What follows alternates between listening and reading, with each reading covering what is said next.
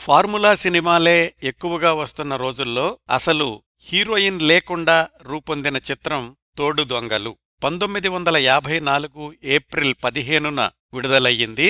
National art theatre బ్యానర్పై ఎన్టీఆర్ సోదరుడు నందమూరి త్రివిక్రమరావు నిర్మాతగా తయారైన చిత్రం తోడు దొంగలు. దర్శకుడు డి యోగానంద్. దర్శకుడిగా ఆయనకు ఇది రెండవ చిత్రం.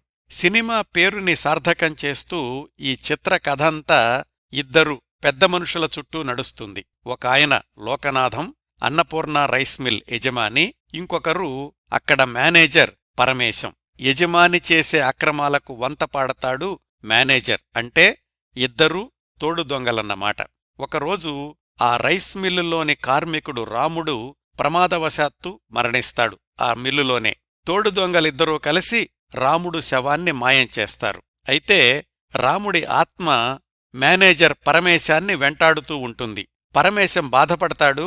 చేసిన చెడ్డ పనికి క్షణక్షణం కుమిలిపోతూ తను ఎలా మంచివాడుగా మారి రాముడి కుటుంబాన్ని ఆదుకున్నాడు, తన యజమానిని ఎలా మంచివాడుగా మార్చాడు, తోడు దొంగలిద్దరూ నిజంగా పెద్ద మనుషులుగా ఎలా మారారు అనేది చిత్రకథ.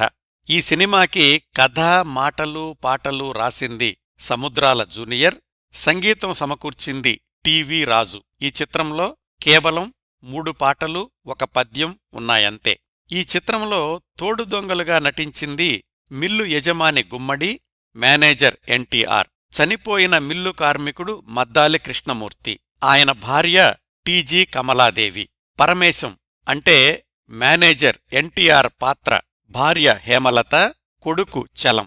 ఈ సినిమాకి ప్రొడక్షన్ మేనేజర్గా పనిచేసిన ఎన్టీఆర్ సన్నిహిత బంధువు అట్లూరి పుండరీకాక్షయ్య గారు ఈ సినిమాలో ఒక పాత్ర ధరించారు, 1 పద్యం కూడా పాడారు. ఇంకా ఈ చిత్రంలో డాక్టర్ శివరామకృష్ణయ్య, అల్లు రామలింగయ్య, రీటా మొదలైనవారు నటించారు.